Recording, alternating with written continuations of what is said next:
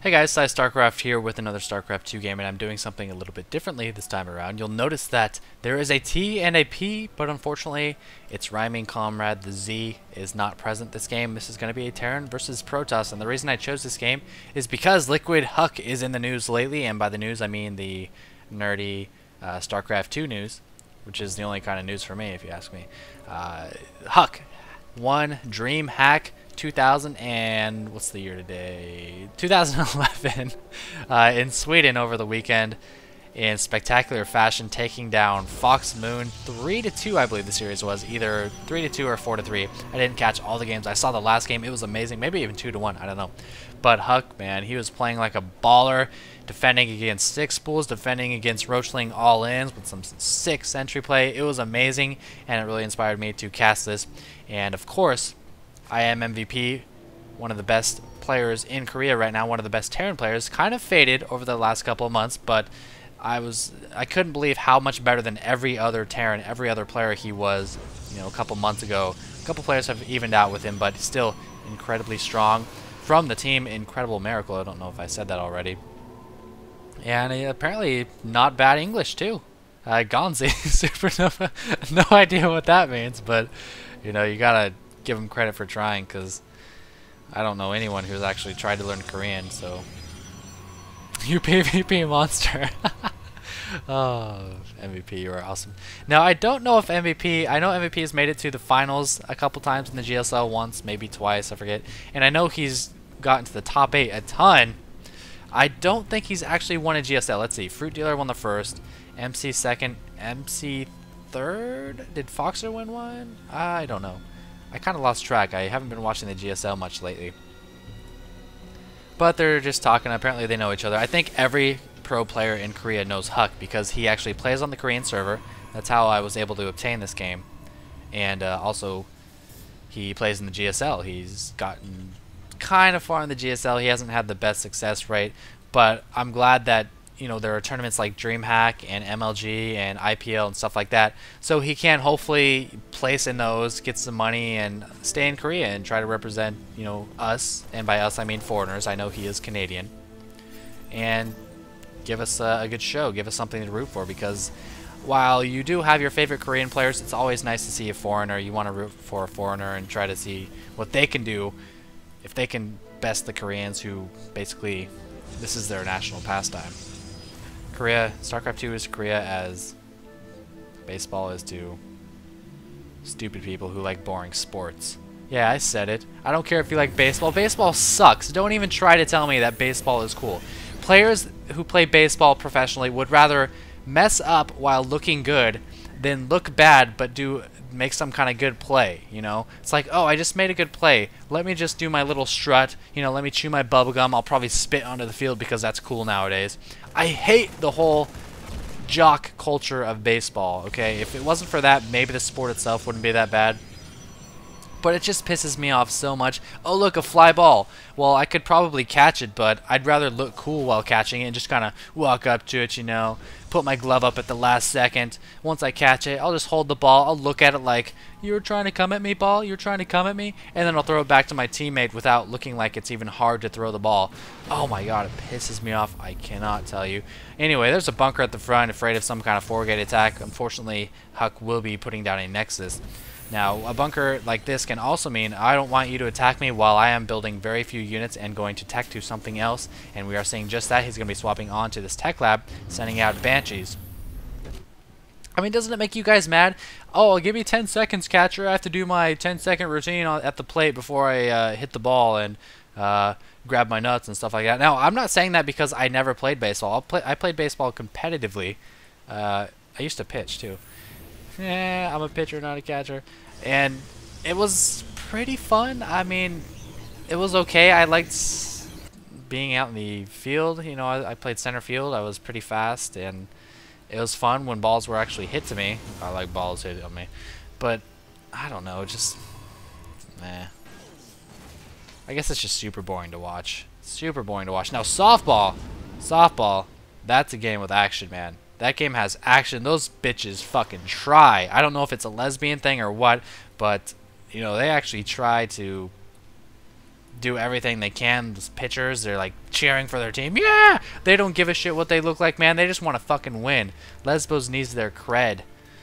I know not all lesbians play softball. It's just a joke. And Huck is going to handle this this Banshee quite easily. No problem for him. I guess he did suspect it after seeing that bunker up there. And that's kind of an unusual location to hide that command center. LiquidHuk does have a forward pylon. Oh, and this Banshee's trapped. No, you poor bitch. No, I'm sorry. You should have stuck to softball. And another command center down. Oh my gosh, he has 2 command centers building, one hidden, one likely to fly to the natural. And I kind of wonder if that command center isn't to just make Huck think it's a normal build, because if he waits too long with this command center down here and doesn't float it down here, Huck's going to be like, okay, you've got to be hiding a base somewhere. But MVP doesn't want him to think that, so he does have it set up here. Mule immediately being thrown down. Why throw down the mule there and not here? Because even though the mule, you know, is more likely to die up here, because he wants to evenly distribute the mining of his minerals, and so you always want to throw down a mule on whatever patch has the most minerals. And ideally, you want to throw down a mule at the patch that's closest to the command center. One of this, like this patch, this patch, this patch, or this patch. Helps him maybe get 1 carry in, maybe 2 carries in. So yeah. Pro tip of the day. Looks like Huck just has three gateway, 1 robo. He's gonna need some more production facilities once his income starts kicking in. Harvester count is still 37 to 30, so as long as he's able to spend his money, he doesn't really have to worry about getting additional gateways or anything like that. And he's actually pushing out. Now Huck has to be pretty confused. I would not be surprised to see him start scouting around the map with a probe or something, because he has to expect there's no way this guy is doing all this off of 1 base. There's absolutely no way. But right on cue, MVP actually sending out his command center, so Huck might be fooled. He might not. Oh, force field! Yes, perfect force field. This is why Protoss is OP. Oh, what a sick pickup! Oh my God, I am banging my knees up against my desk. This command center is going to take some damage. This tank is sieged up. Something you don't see too often in ZVT is tank play. Now this is kind of confusing to me. Why are you assaulting a Terran who, as far as you know, has had 1 base the entire game? Very bad decision by Huck. So many Marauders. This bunker isn't even going down. He might actually kill a lot of SCVs, but this is ultimately going to be cleaned up. Lots of SCVs going down. Holy cow, nice attack, Huck. I take it back. Even though these Stalkers will be cleaned up, MVP perhaps overcommitted with the SCVs, and of course he can't see everything with this observer up here. However, this hidden base could be the demise of Huck. In the end of this game, 26 to 41 harvesters. Huck taking a nice lead. Wouldn't be surprised to see him taking a 3rd pretty soon here. Seems like a proper timing for it. 43 harvesters. Maybe I'm just a Zerg player and that's just what I expect to happen. I don't know if Protoss would actually take a 3rd this early. But looks like he wants to warp in. He's going to go for the kill. These Zealots soaking up a ton of damage, and tanks for some reason seem to be focused firing those Zealots. If these pylons can complete, and if Huck can warp in Zealots into this base or Stalkers into this base, could be so bad for MVP. But MVP, 2 Marauders and a tank coming out just in time. These pylons look like they might be wasted. 3 Zealots on the way. A bunker to seal things off. Is he going to try to go around the top? Yes, he is. The Zealots are going to run, but they're not going to make it. Instead, he's going to focus fire this bunker. And this is where Huck needs to just cut his losses. There's no way he's going to be able to do enough damage with this attack. Tank still up, a Marine, 3 Marauders. And yeah, you're seeing these Zealots kind of go to waste. Unsiege, run, tank! No! The tank does go down, so maybe those Zealots did pay for themselves a little bit. Continuing to warp in. You know, at this point, I kind of like this. It's not doing a lot of damage, but it's stalling. It's killing an SCV here. And actually, he just killed 3 SCVs. 4 SCVs. 5 SCVs. Oh, he's got an Immortal. Where the hell did that Immortal come from? This is, you can tell I don't cast a lot of TVP because I thought those Zealots being warped in was completely useless. 3 more on the way. Oh my goodness. And MVP still sending in the SCVs. This medevac is like, I wish I played softball too. But finally these pylons going down. And there's the scan. I was going to say, MVP is probably pretty confused as to how he's able to warp up there without any vision of the high ground, but finally a scan goes off and he cleans it up. Harvester count now 46 to 31. This extra base is keeping MVP in the game like crazy, man. Huck must think he is so far ahead, but he's actually only so far ahead. You notice the way I said it, the iteration. So and so. MVP gonna try to do some damage with this drop. a counter drop. And Huk must be feeling pretty good. Now, was it worth it to warp in all these zealots instead of taking a third? I don't know. He's going to take his third now. And these stalkers and sentries are they're going to do everything they need to do against the Terran. And part of the reason he has them transition down here instead of, you know, just being at the front of the base like you would expect an army to be, is because he has control of this watchtower, and it's unlikely that MVP would be able to scoot his entire, you know, army around here without Huk noticing it somehow. And that's why he's got his units in a drop location as opposed to a frontal assault location. Now, if he were to lose his tower for some reason, he might scatter his army a little bit, maybe keep some sentries up here to force field any oncoming aggression. I don't know. But that's just what I take from it. And you know, my TVP mastery is insane. Still hasn't scouted this base. And let that be a lesson to you guys. If you are going to sneak a base, sneak it on the far side of your opponent's side of the map. So not right here, because that's still easily scouted, but right here, because he won't ever find it. That's really cool, man. These bases are so small. This map is so small, and it's so easy to scout anything that you want. It really is. It's easy to scout anything that you want, whenever you want, unless you're Zerg.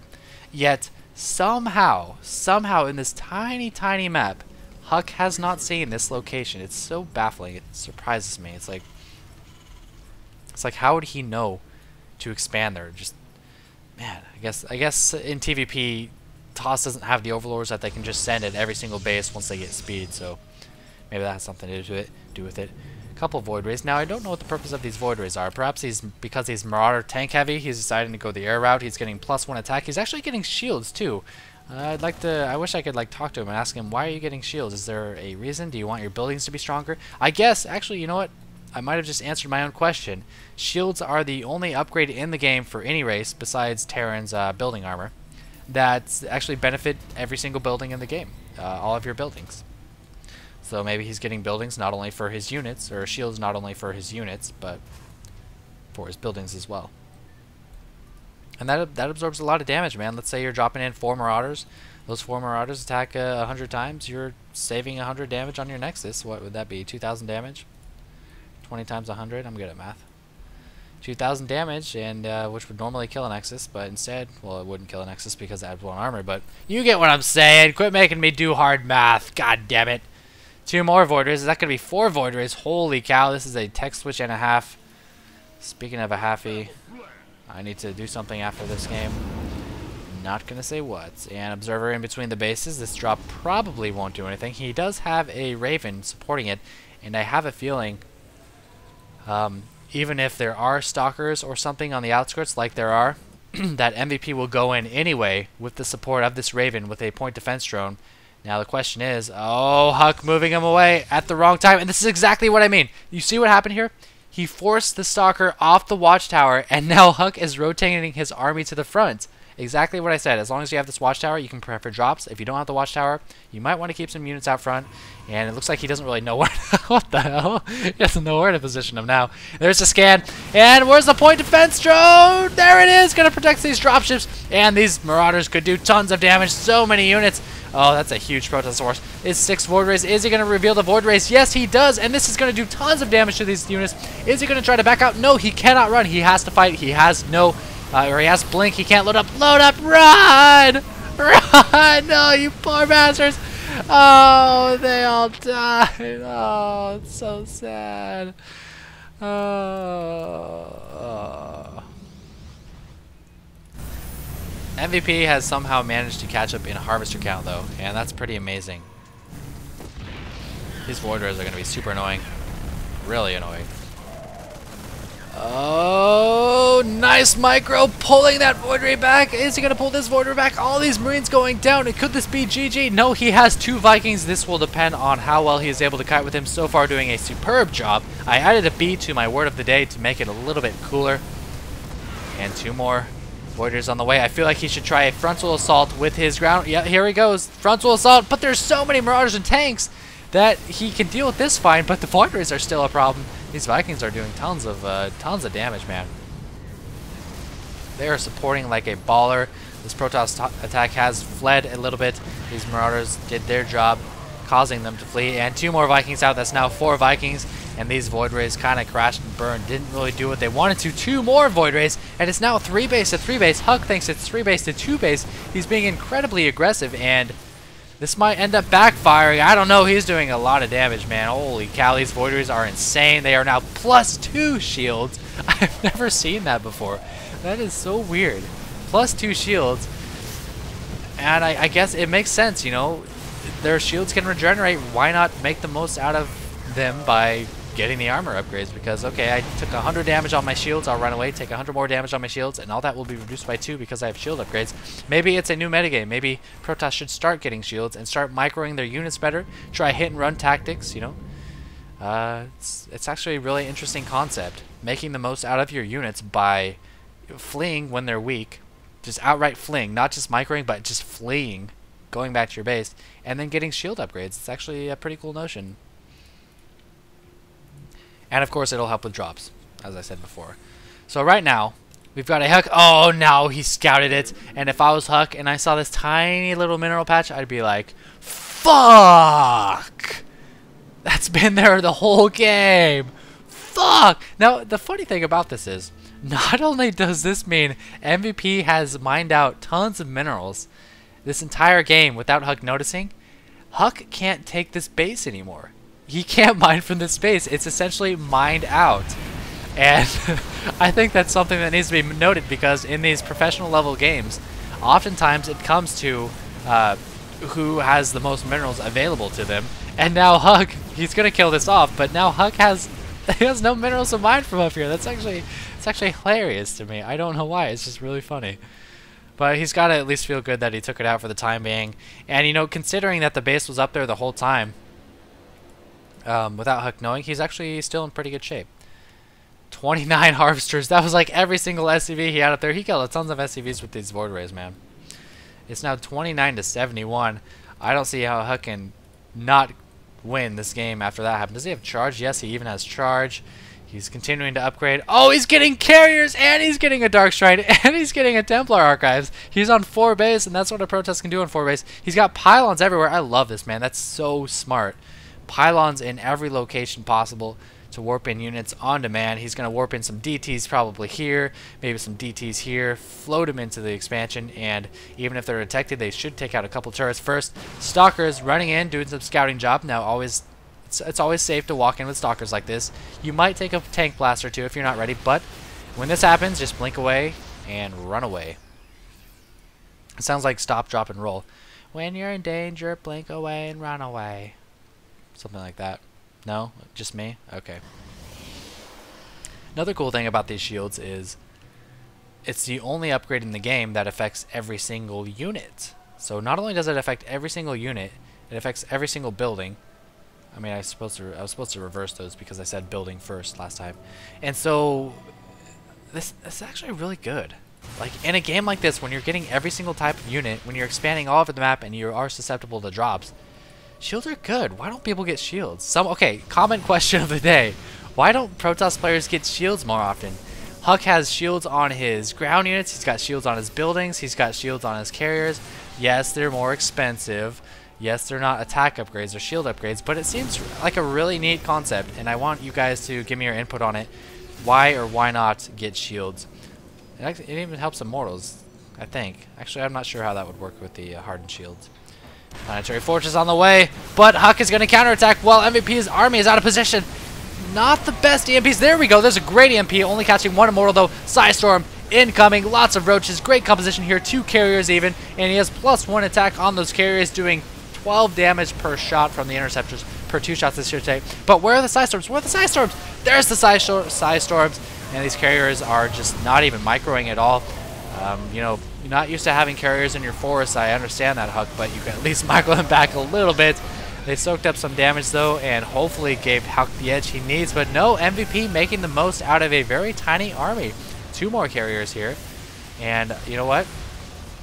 I don't know how MVP is going to kill these. Oh, he's going to focus down the PF, and he does do that. He could actually stay here and clean up a lot of units, but no, there are a couple Vikings on the way. Carriers with the range of 8 compared to Vikings with the range of 9. He can kill these Vikings pretty easily. There he goes, microing one of them back. The other will remain to try to destroy this remaining Viking. And +2 attack upgrades on the way. And yep, like I said, this DT just running into the main. There was a DT there, however. That's why MVP brought his forces up to clean it up, I think. Or maybe there were Zealots. I kind of forget. It happened so long ago, like 3 minutes, so I don't remember. But Huk is looking in great shape. A lot of excess minerals, 134 to 200. Still continuing with the production of the carriers. He's got a lot of Zealots. Zealots are really good against Terran, just because they're so Marauder heavy that you know, Marauders do half the damage against Zealots compared to army units, so it's pretty self-explanatory why that's good. Sending the carriers up, helping to take out these remaining extractors. Now, this is one thing he can still make use out of, is the extractors on this building, on this base. Minerals, there's not too many, but extractors mine out so much slower than minerals, especially with meals. Now, there's something interesting going on here. The Terran player is taking the gold, while Huk is not taking the gold. Now, the reason for this is Terran players can siege up much too easily right here, and even right here with siege tanks that there's no reason to get a third, or to get a gold base there as a Zerg or as a Protoss, unless you absolutely need to. So it's actually a smart decision for Huk to take this instead of taking the gold. It's just too easily assaulted by a Terran player, and that's just kind of the nature of certain maps. There are little advantages for certain races, exploits for certain races that other races don't really have the liberty of using. Now, on the flip side, you know, a Terran in the late game against Zerg, they do risk Broodlords flying over here and shooting down on these minerals, but of course Vikings have longer range than Broodlords, so it's not quite the solid argument that the other one is, but, you know, it still works. I'm losing my voice. 2 more carriers on the way, plus 3 attack weapons, and a freaking gigantic, yeah, that's my new word, gigantic, aka gigantic infantry army here for MVP. If we check out the units tab, Huk's got a little bit of everything. 22 Zealots supporting some carriers and some Templar, while MVP has a ton of Marauders, a ton of Marines, 2 Ghosts, 8 Vikings, and 1 little siege tank. That's Edmund Duke, man. Where's that siege tank? It's gotta be Edmund Duke. Guy was such a baller. 3 kills on that siege tank, not focusing too heavily on factory upgrades. Oh, might pick off a Viking! Yes, he does pick off a Viking. And what? Oh, come on, Huk. I was so impressed by your upgrades and stuff, but you don't have any attack upgrades. What's up with that, yo? So, apparently this game, he's going to be using air units to do the bulk of his damage, and his ground units are going to be soaking it up. Because, okay, let's just think about this. A Zealot with 8 damage, with 2 attacks, and a Marauder with 3 army, that means he's actually doing 5 damage with each attack. So he's only doing 10 damage a swing, 10 damage a round of attacks to a Marauder. And, you know, you can do a lot better than that, Zealots, lazy asses. A lot of carriers, however, some of the best DPSing units in the game. Interceptors, now you see 8 damage, you're like, oh, that's shitty, carriers are bad. But you have to keep in mind, so there's 8 interceptors. So that's 64 damage, but there's more. Interceptors do 2 attack. 2 attacks, so that's 128 damage every wave of interceptor attacks. That's insane.